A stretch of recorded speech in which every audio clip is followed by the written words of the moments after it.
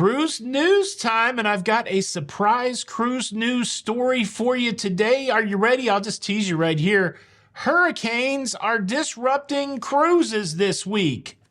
Also, there's an update on Virgin Voyages. They're making a lot of changes, and we've got a whole gaggle of Carnival cruise passengers upset, or at least one that I know about, upset, saying that Carnival is not making the right decisions.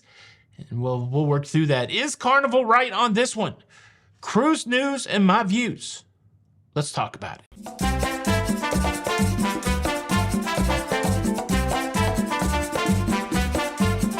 Hey, what's up, everybody? Welcome to La Lido Loca. I'm your host, Tony, here with the latest cruise news and views for your face on a Saturday the, I don't know what day it is. Saturday, I would have said the 10th. Saturday, the 9th of September, 2023.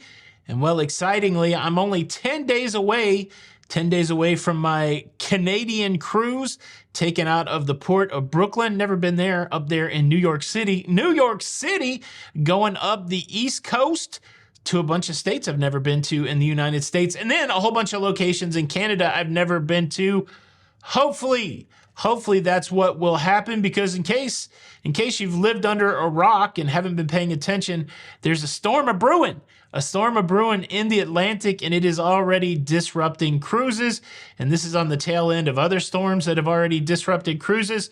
And well, that's our lead cruise news story for today. Let's talk about Hurricane Lee. I just grabbed this image. It's from the 5 o'clock update. It seems like Hurricane Lee has got winds of like 115 right now, which I think makes that a category 3. And she's out there churning in the Atlantic. And eventually she's going to do something else, but we don't know what yet. And in anticipation of the what we don't know yet, there are cruise lines that are changing their itineraries. I got 4 of them. Disney Fantasy, we talked about this one a little bit yesterday.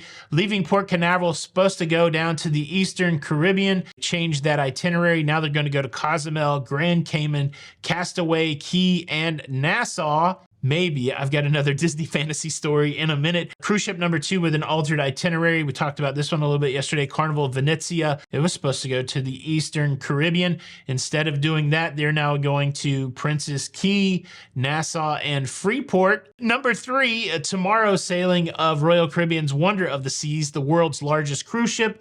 It was supposed to go to the Eastern Caribbean. It's dropped that itinerary, and instead it's going to the Perfect Day at Coco Cay, Cozumel, and Roatan. Roatan, so dramatic. Roatan, Honduras. And then I got this report from my buddy Crazy J. Shout out to Crazy J, who's going to be on the sailing. The Harmony of the Seas, I'm not sure if it's left yet or it's getting ready to leave. It was supposed to go to the Eastern Caribbean, and instead it's also going to Roatan. So dramatic. Going to Cozumel and the Perfect Day, the lovely day at Coco Cay. Whew. And look, I'll say it. The Eastern Caribbean, some of the most beautiful port stops in the world. St. Thomas, oh my goodness. I'm sure somebody's going, oh, I don't get to go to St. Thomas, but I get to go to Freeport? Yeah, love it. Where's that, Senior Frogs? Like I said, that's the way cruising goes right now. Those are 4 cruise ships impacted by Hurricane Lee. One of those cruise ships that I mentioned also having other issues. The Disney Fantasy skipped a port of call. They were supposed to go to their private island yesterday, Castaway Cay, but instead they notified passengers that because they were having propulsion issues, they had to slowly make their way back to Port Canaveral this morning so that they would be there on time, so that they could load up the Disney Fantasy and go on a cruise that's been impacted by Hurricane Lee. When you wish upon a star, your whole cruise is going to get messed up. No, it's not just Disney. A lot of things are going on. When I read the news about Disney, I said, Jiminy Crickets, they're having trouble over there. A bummer. We've heard other cruise ships having propulsion issues. Radiance of the Seas comes to mind.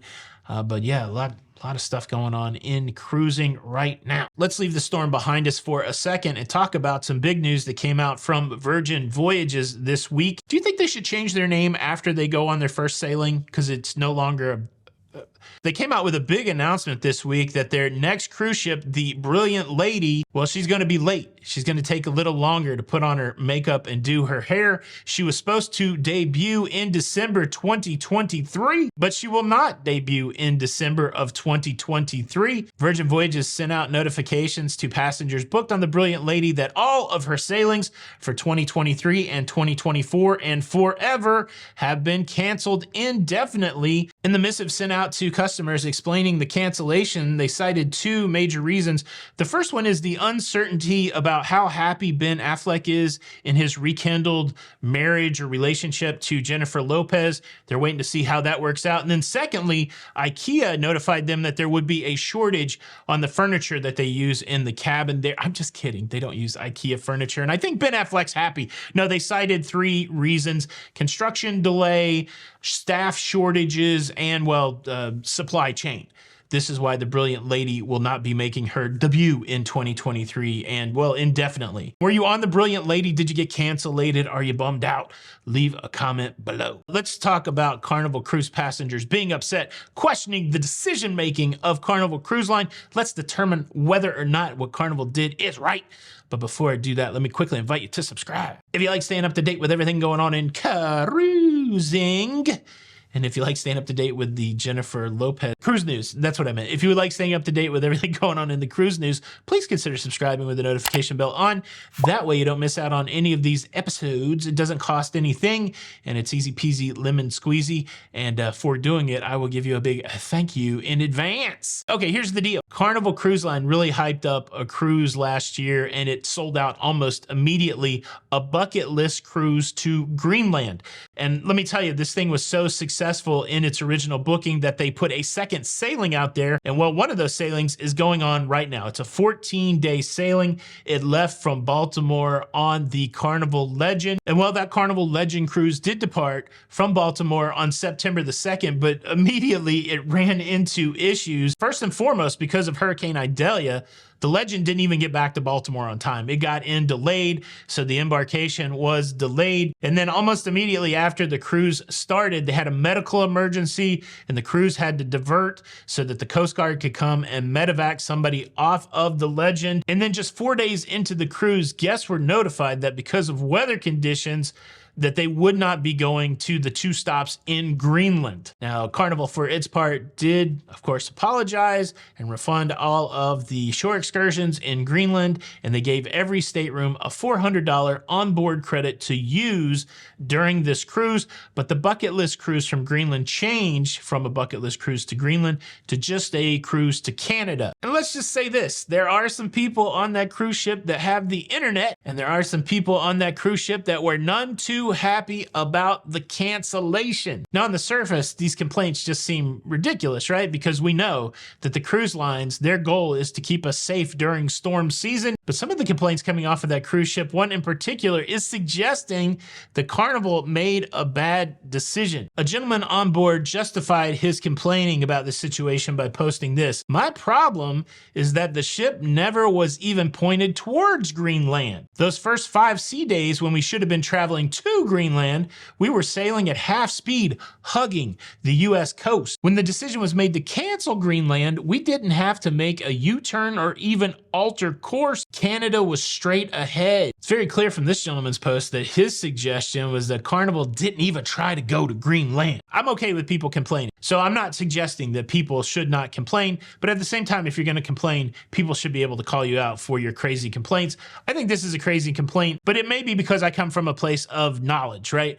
I know I've been in scenarios where I've cruised during hurricane season that cruises get disrupted. I've covered this enough. I've talked about it enough that I can say with certainty that if you cruise during storm season, there is a possibility that your cruise will be altered, and therefore, hence and ergo, if you book a cruise during storm season, you shouldn't be like, "Well, I can't believe I'm not going to my port of call. This was a very important port of call." Of course, it's a very important port of call, but keeping people alive and not sinking them on a cruise ship is probably the more important thing. I would think we could all agree on that. But at the same time, do comments like this really kind of expose the reality that not everybody understands what they're getting into when they book a cruise? Should there be a big disclaimer on your cruise booking that says, "Hey, Your cruise may not go where you think it's going to go. There's a lot of reasons why that could be true. And so if you're worried about your cruise not going to where you want it to go, maybe don't book it. Would that scare people off? Would that inform people enough? Or do you think it's better for people that may have no clue at all to get on some cruise and then 4 days into it be shocked at, like, what do you mean I'm not going to Greenland?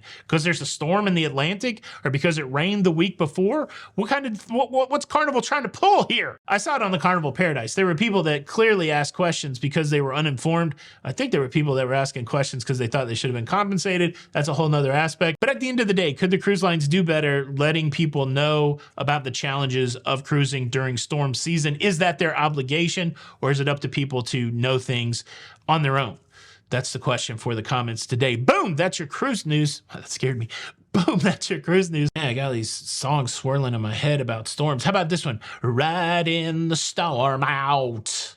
REO Speedwagon, or Riders on the Storm. Boom, ba-doom, boom, boom. Into this house. That's, of course, the classic by Ludacris. Shout out Luda. And how about this? Here's a story about the hurricane. Dylan, which wasn't really a story about a storm or a song about a storm. But anyways, yeah. All right. Have a great Saturday, everybody. This is Tony for La Lido Loca. And until the next time, we'll see you on the Lido. Bye. Cruise news. Cruise news. Cruise